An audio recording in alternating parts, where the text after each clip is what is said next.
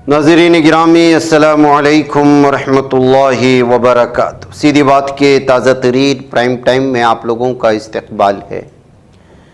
नाज़रीन गिरामी मैं अंसार अज़ीज़ नदवी इस वक्त आप लोगों के सामने कुछ अहम तरीन ख़बरें, कुछ वायरल वीडियोस और कुछ तनकीदी तज़्ज़िये लेकर के हाज़िर हुआ। तफसीलात में जाने से पहले आप लोगों से जो दरख्वास्त होती है उस पर तवज्जो करने की अपील करूँगा। नाज़रीन गिरामी आइए सबसे पहले एक वीडियो आ रही है इस वक्त फ्रेंच समर कैंप स्पेन में एक फ़्लाइट में 50 यहूदी बच्चों को निकाल बाहर कर दिया गया और उसको संभालने वाली उसकी निगरान स्टाफ को भी जो है गिरफ्तार करने की ये वीडियो सामने आ रही है। दरअसल फ्रेंच समर कैंप में शिरकत हो के ये तलबा वापस लौट रहे थे जिनका ताल्लुक़ यहूदी तलबा थे। वेलेंसिया प्लेन से जो स्पेन में है वहाँ से इनको निकाल बाहर कर दिया गया। ये लोग जाहिर सी बात है यहूदी वो किस कदर मगरूर लोग होते हैं और क्या कुछ होते हैं आप लोग जानते हैं। एक ऐसी बदतरीन कौम है, दुनिया की सबसे गंदी गाली वाला लफ्ज़ भी अगर इनके ख़िलाफ़ इस्तेमाल किया जाता है तो वो कम ही है। मासूमों की जान लेना, इन लोगों के बच्चे बच्चे के जहनों में नफ़रत भरी पड़ी हुई है। ये लोग प्लेन पर सवार थे तो वहाँ पर कुछ अपनी ज़बान में कत्ल व गारतगिरी के बारे में कुछ गाने लगे तो प्लेन का स्टाफ उनको रोकने लगा, लेकिन ये प्लेन के स्टाफ के साथ ही झगड़ा करना शुरू कर दिया, जिसका नतीजा ये निकला कि जो वहाँ स्टाफ मौजूद उनको तुम लोग कातिल हो, कातिलों के मुल्क से ताल्लुक़ रखते हुए कहते हुए क्या, और फिर वहाँ की पुलिस को बुला लिया और 21 साला फीमेल सुपरवाइज़र के साथ साथ उसको गिरफ़्तार करने के बाद बच्चों को भी जो है निकाल लिया गया, बाहर निकाल लिया गया और उनको वापस उड़ान भरने नहीं दिया गया। ये दरअसल पूरी यहूदी कम्युनिटी इसराइल जालिम सहनी दरिंदों की वजह से पूरी दुनिया में जिस तरह से बदनाम हो रही है, उनके ख़िलाफ़ जिस तरह का माहौल बन रहा है उसकी ये ताज़ा मिसाल है। अगर इसी तरह से जालिम सहनी दरिंदे वो इस वक्त मासूम बच्चों पर गाज़ा पट्टी में जुल्म सितम ढाते रहे तो अगले दिनों में दीगर ममालिक में रहने वाले यहूदियों के साथ क्या कुछ होगा ये कहा नहीं जा सकता। इसकी एक और मिसाल मैं आप लोगों के सामने देता हूँ। UEFA कॉन्फ्रेंस लीग मैच चल रहा था बीरेशिवा में, तो देखिए वहाँ पर किस तरह से जो है फ़िलिस्तीनी फ्लैग उठा करके, परचम उठा करके इसराइल के ख़िलाफ़ नारे लगा रहे हैं और उस अंग्रेज़ी लफ्ज़ का इस्तेमाल कर रहे हैं इसराइल के साथ, जिसका मैं यहाँ पर लफ्ज़ों के साथ इस्तेमाल नहीं कर सकता। तो ये इस वक्त जो है पूरी दुनिया में जालिम यहूदियों के ख़िलाफ़ वो नफ़रत है नाज़रीन गिरामी जो बढ़ती चली जा रही है, बढ़ती चली जा रही है। अगर सिर्फ अवाम को ही छोड़ दिया जाए और बॉर्डर क्रॉस करने के लिए जो दीगर ममालिक इस वक्त मुस्लिम ममालिक इसराइल के आसपास हैं वो थोड़ा अगर हिम्मत भी कर ले तो फिर इसराइल को ख़त्म करने के लिए फ़ौजियों की ज़रूरत नहीं होगी, क्योंकि उतने बड़े पैमाने पर इस वक्त आम आवाम में जो है गुस्सा पाया जा रहा है। ये कहते हुए इन वीडियोस को शेयर करने की कोशिशें हुई। आप इसको थोड़ा सा सुन लीजिएगा।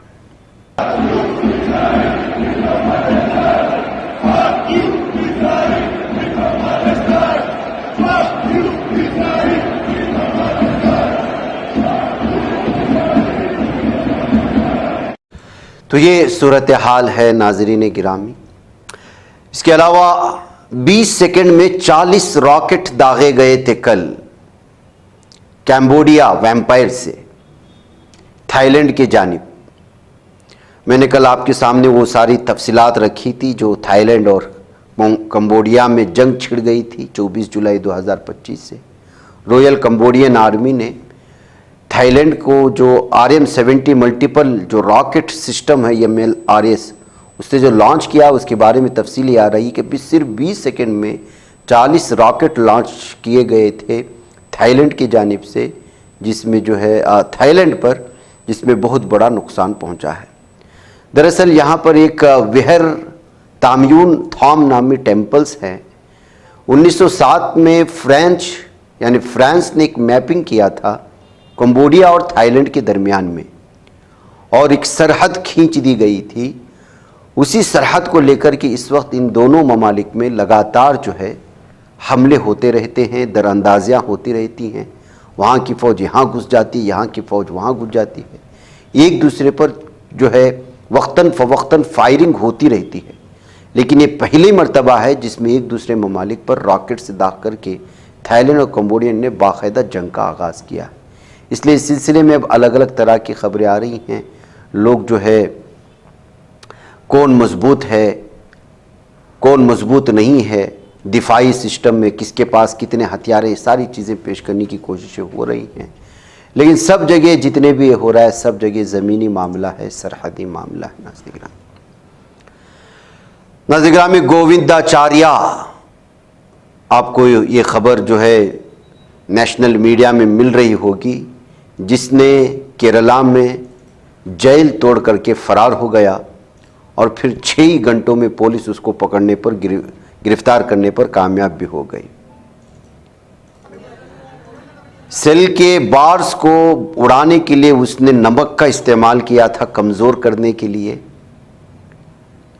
और ख़ुद को बार के दरमियान से निकलने के लिए खाना खाना छोड़ दिया था। और इस तरह से उसने पूरी प्लानिंग के साथ वो जो है कल जेल तोड़ करके फ़रार हुआ। फ़रार होने के बाद उसकी एक वीडियो, और ये एक हाथ से माजूर है, इस पर कत्ल का इल्ज़ाम है, और कत्ल का इल्ज़ाम होने के बाद उसको जो है उम्र कैद की सज़ा दी गई थी। केरला के सेंट्रल जेल जो सबसे मजबूत माना जाता है उसमें सज़ा काट रहा था। फिर अचानक कल जो है वो जेल तोड़ करके वो लंबी दीवार जिस पर लोहे की सलाखों वाली तंतियां बिछाई गई थी, उससे होते हुए वो भाग निकलने में कामयाब हुआ था। जिसके बाद उसको ट्रैक किया गया, कई सीसीटीवी कैमरे में उसके पैदल चलने की तफसीलात आई और पुलिस ने फुर्ती दिखाई, और बिल आखिर वो एक कुएं में छुपा हुआ मिला। तो फिर पुलिस ने उस कुएं से उसको किस तरह निकाल रही है, वो मंज़र भी इस वक्त आप स्क्रीन में देख रहे होंगे। ये एक ख़तरनाक कातिल था जिसके एक खातून के कत्ल करने के बाद जो है वो बहुत दिनों तक, बल्कि कई हफ्तों तक के सुर्खियों में छाया हुआ था। तो इस तरह से नाज़िर-ए-गिरामी, एक खातून को कत्ल करके उम्र कैद की सज़ा काटने वाले शख्स की कहानी इस वक्त अलग अलग तरह से पेश करने की कोशिशें हो रही।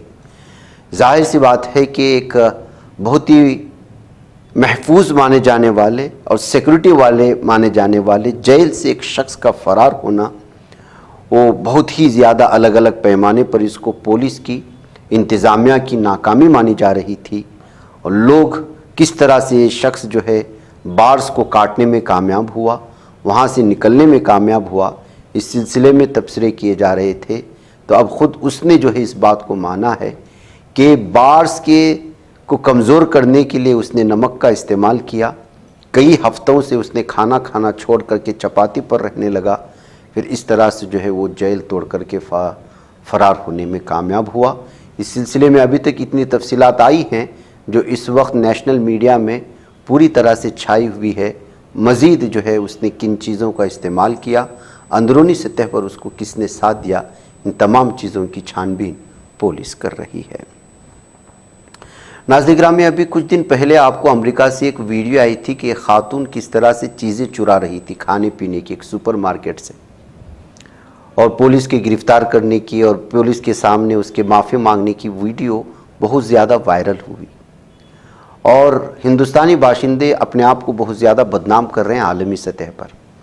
अब एक और वीडियो आ रही है, सिंगापुर के एयरपोर्ट में 3.5 लाख का मेकअप का माल और बैग वगैरह चुराने के सिलसिले में एक हिंदुस्तानी बाशिंदे को जो है गिरफ़्तार कर लिया गया है। 14 दुकानों से इसने बैग, कॉस्मेटिक्स और भी बहुत सारी चीज़ें चुराने की कोशिश की थी। सबसे पहले ये मामला 29 मई को पेश आया था, पुलिस इसके बीच में थी। फिर उसके बाद जुलाई 2 को भी इसी तरह का मामला पेश आया। इससे पहले मार्च 23 को भी इसी तरह का मामला पेश आया था। तो इस तरह से अलग अलग सीसीटीवी कैमरे में अलग अलग तरह की चोरियों के सारे मामलात को देखने के बाद फिर जो है एक शख्स को यहाँ पर सिंगापुर पुलिस ने गिरफ्तार किया है, जो एक ही तरह की चोरी सिंगापुर के एयरपोर्ट में रहते हुए और वहाँ काम करते हुए वो ये सारी चीज़ें कर रहा था। इसको अलग अलग पैमाने पर देखने की कोशिशें हो रही है। नाज़रीन गिरामी, बरसात के मौसम ने आज मुंबई को भी हिला दिया। रियासत के मुख्तलिफ इलाकों में वैसे भी बरसात और सैलाबी रेले जिस तरह से तबाही मचाए हुए हैं वो तो आप लोग जानते ही हैं। आज मुंबई भी पूरी तरह से भीग गई और उसके मुख्तलिफ इलाकों से इस वक्त जो है ये ख़बरें सामने आ रही हैं। Gateway of India, Vakola, Andheri Subway और भी बहुत सारी जो है इस वक्त रास्तों पर ट्रैफिक जाम होने और लोगों को अलग अलग पैमाने पर जो है आने जाने पर दिक्कतें होने की वजह से यहाँ इंतज़ामिया की जानिब से और पुलिस इंतज़ामिया की जानिब से एडवाइज़री जारी करते हुए किन रास्तों को इख्तियार करना है, किन रास्तों को इख्तियार नहीं करना है, वो सारी चीज़ें पेश की जा रही है। बोरीवली एरिया में भी इस वक्त बरसात ने तबाही मचाई है, तो वहाँ पर जो है फोर्ट वाले इलाके में, किले के इलाके में भी इस वक्त जो है पूरी तरह से तफसीलात आ रही है। कुर्ला कॉम्प्लेक्स एरिया जो बांद्रा कुर्ला एरिया आता है वहाँ पर, और भी जो अहम तरीन बिज़ी रास्ते माने जाते हैं मुंबई के, वहाँ पर ट्रैफिक हद से ज़्यादा जाम होने की वजह से जो है तकलीफ़ हो रही है लोगों को और आमदोरफ्त में बहुत ज़्यादा जो है दिक्कतें पेश आने की ख़बरें सामने आ रही हैं। नाज़रीन गिरामी, सिर्फ चाय पर किसी स्टूडेंट का कत्ल कर दिया जाए तो आप क्या कहेंगे? जी हाँ, उत्तर प्रदेश के फतेहपुर में महर्षि विद्या मंदिर इंटर कॉलेज के 12वीं जमात के एक तालिब इल्म को चाकू घोंप करके मार दिया गया है। 3 नौजवानों की जानिब से स्टिक से और रॉड्स वगैरह से उस पर हमले किए गए और जिस तालिब इल्म पर हमला किया गया उसका नाम मोहम्मद अरीश खान बताया गया है। हमला किए जाने की ये वीडियो इस पर, जिसमें 3 बाइक सवार वहाँ पर आए हुए थे, हमला करने वीडियो वायरल हो रही है, सीसीटीवी कैमरे में कैद हो चुकी है। ये देखिए, वहाँ पर आते हैं, स्टिक्स निकालते हैं, उस पर हमला करना शुरू कर देते हैं। ये कांशीराम कॉलोनी नामी इलाके में ये अटैक करने का मामला पेश आता है जो जेल रोड के करीब है। अटैकर्स स्कूटर पर सवार आए थे और मकतूल वो स्कूल यूनिफॉर्म में वापस लौट रहा था शायद, उसी वक्त जो है ये कत्ल का मामला पेश आया हुआ है। बताया जा रहा है कि इससे पहले इन लोगों के साथ उसकी जो है चाय को लेकर के तू में हुई थी एक दुकान पर, उसके बाद से ये सारी चीज़ें आ रही हैं। नाज़रीन गिरामी, कातिल नौजवानों की यानी हमला करने वालों की अभी तक जो है शनाख्त सामने नहीं लाई गई है। नाज़रीन गिरामी, उधर राजस्थान की ज़िला झालावाड़ के मनोहर थाना ब्लॉक के पेपलूडी गांव में जुमा की सुबह एक सरकारी स्कूल की छत गिरने से जो बड़ा हादसा पेश आया, वो भयानक मंज़र आप लोग देख रहे होंगे। सरकारी प्राइमरी स्कूल की छत अचानक क्लास के दौरान मुनहदिम हो गई, जिसके नतीजे में 4 बच्चों की मौत हुई, दर्जनों के ज़ख्मी या मलबे में दबे होने की इत्तलात आ रही हैं। 60 बच्चे उस वक्त जो है इस कमरे में मौजूद थे। हादसे के फौरी बाद मकामी अफराद मौके पर पहुँचे, बच्चों को बचाने की कोशिश शुरू की गई। इंतज़ामिया हरकत में आई, मलबा हटाने के लिए 4 जेसीबी मशीनें रवाना की गई। 8 बच्चों को मलबे से ज़िंदा निकाला गया, मनोहर थाना अस्पताल में दाखिल कराया गया। शदीद ज़ख्मियों को झाला के बड़े अस्पताल रेफर किया गया है। नाज़रीन गिरामी, ये सारी तफसीलात तो हैं, लेकिन काफ़ी पुरानी खस्ता हालत में जो लोग स्कूल चला रहे थे, सरकारी स्कूलों की क्या हालत होती है उसका आप अंदाज़ा लगाएं। सरकारी स्कूलों में पढ़ने भेजना और बच्चों की जान को जोखम में डालना ये की है कहते हुए राजस्थान में पेश आए हुए इस मामले को बड़े पैमाने पर तहकीक करते हुए मुताल्लिका इंतज़ामिया से ताल्लुक़ रखने वाले लोगों के ख़िलाफ़ सख्त से सख्त कार्रवाई किए जाने का मुतालबा इस वक्त बढ़ता चला जा रहा है।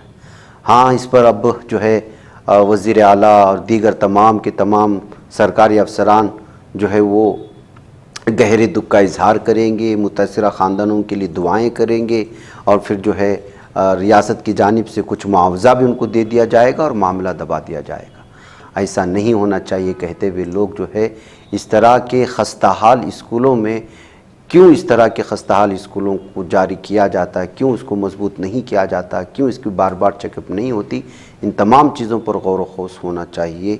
इस बात को लेकर के जो है इस वक्त तबसरे शुरू हो चुके हैं। नाज़रीन गिरामी, सुप्रीम कोर्ट ने आज जुमा को एक बड़ा फ़ैसला लिया है। उदयपुर फाइल्स जो मुसलमानों के ख़िलाफ़ था, मुसलमानों को दहशतगर्द बना करके साबित करने की जो जिसमें कोशिश हो गई है, उस उदयपुर फाइल्स नामी फिल्म की नुमाइश पर पाबंदी लगाने से इनकार कर दिया है। सुप्रीम कोर्ट ने कहा, इस अदालत ने मेरठ पर कोई तबसरा नहीं किया है। दिल्ली हाई कोर्ट पर मुनासिर है कि वो मुनासिब हुक्म सादिर करे। उदयपुर फाइल्स फिल्म की मुखालिफत की जाए, दावा किया जा रहा है कि राजस्थान के एक दर्जी कन्हैया लाल के कत्ल पर मबनी है। सुप्रीम कोर्ट ने मामला दिल्ली हाई कोर्ट को भेज दिया है। दरख्वास्त गुजारों से कहा गया कि वह हाई कोर्ट में अपने दलाइल पेश करें। हाई कोर्ट से पीर को ही इस केस की समाअत करने को कहा गया। इसके साथ ही फिल्मसाज ने सुप्रीम कोर्ट से अपनी दरख्वास्त वापस ले ली है। सुप्रीम कोर्ट ने फिल्मसाजों को हाई कोर्ट के हुक्म के खिलाफ सुप्रीम कोर्ट से दरख्वास्त वापस लेने की इजाज़त दे दी। अदालत ने कहा कि मरकज़ी कमेटी के हुक्म से इनकी दरख्वास्त बेमाना हो चुकी है। तो नाज़रीन गिरामी, इस तरह से जिस फिल्म के बारे में तफसीलात सामने आ रही थी कि मुसलमानों के ख़िलाफ़ एक माहौल बनाने की कोशिशें हो रही हैं और इसका बराह रास्त जो है फ़ायदा आइंदा आने वाले जो है इलेक्शंस में होगा, इंतखाबात में होगा, ताकि वो जो है बरादरियों के दरमियान में एक किस्म का डर का, वहशत का माहौल बना करके सूरत हाल को ख़राब करने की कोशिश हो रही हैं। इस फिल्म के ज़रिए से बिलखुसूस मुसलमानों के तय जो नफ़रत है उसमें मज़ीद आग लगाने की कोशिशें हो रही। इसी के चलते इस फिल्म के ख़िलाफ़ जो है लगातार अदालत के सामने पेश होते हुए नुमाइश से रोका गया था, लेकिन अब जो है इस सिलसिले के फ़ैसला आने के बाद जो है वो फिर से एक बार तबसरे में आ चुकी है और सुर्ख़ी में आई है फिल्म। नाज़रीन गिरामी, एक बार फिर ऑपरेशन सिंदूर पर बहस शुरू हो चुकी है। एक तरफ पार्लियामेंट में ऑपरेशन सिंदूर पर बहस के लिए अपोजिशन का हंगामा जारी है और दूसरी तरफ chief of defence staff general Anil Chauhan का एक बड़ा बयान मंजर-ए-आम पर आया। उन्होंने कहा कि ऑपरेशन सिंदूर अब भी जारी है। साथ ही उन्होंने मुल्क की फ़ौजी तैयारियों के पहलू पर अपना नज़रिया ज़ाहिर करते हुए कहा कि हमारी तैयारी की सतह बहुत आला होनी चाहिए। तैयारियां ऐसी हों जिसमें हम 24 घंटे और 365 दिन भी मुस्तैद रहें।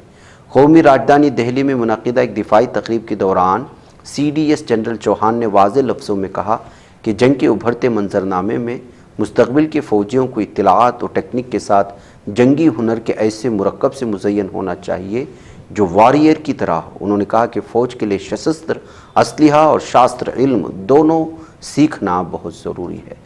तो नाज़रीन गिरामी, इस तरह से एक आला हाईकमान और वो भी दिफाई तकरीब के लिए मुनक़िदा CDS जनरल चौहान की जानिब से आने वाले इस बयान के बाद एक बार फिर ऑपरेशन सिंदूर को लेकर के मुख्तलिफ़ किस्म के तबसरे इस वक्त भारत में शुरू हो चुके हैं। नाज़रीन गिरामी, माँ बाप का हक़ कोई अदा नहीं कर सकता, लेकिन इस जालिम दुनिया ने आज उम्र रसीदा ख़वातीन की जो हालत कर रखी है उस पर जितना भी लामत मलामत किया जाए बहुत कम है। सूरत हाल इस कदर भयानक होती जा रही है कि जिन बच्चों को माएँ जन्म देती हैं, 9 महीने तक पेट में रखती हैं, उनको बड़ा करती हैं, उनके दुख दर्द में उनका साथ देती हैं, उनको किस तरह से घर से बाहर निकाल दिया जाता है। तो नाज़रीन गिरामी, इसी तरह की एक वीडियो इस वक्त उत्तर प्रदेश के अयोध्या से सामने आ रही है, जिसको आज जुमा के दिन पुलिस ने इस सिलसिले में सारी तफसीलात फराहम कर दी। में किशन दासपुर नामी एक सुनसान इलाक़े में कुछ लोग जो है वो आते हैं, ई-रिक्शा ड्राइवर भी उनके साथ होता है, वो वहाँ पर उसको छोड़ करके चले जाते हैं रात के अंधेरी में। लेकिन उनको पता ही नहीं है कि जो है ये CCTV कैमरे में वहाँ मौजूद पूरा कैद हो रहा है। जब पुलिस को इस बात की इत्तला मिलती है कि खातून को रोड किनारे छोड़ करके चला गया है, तो पुलिस वहाँ पहुँचती है, उस खातून को मुताल्लिका हॉस्पिटल ले जाती है जिसकी उम्र 70 से 80 साल बताई गई है। लेकिन हॉस्पिटल ले जाते वक्त उसकी कंडीशन इतनी ख़तरनाक थी कि वो बच नहीं पाती और उसका इंतकाल हो जाता है।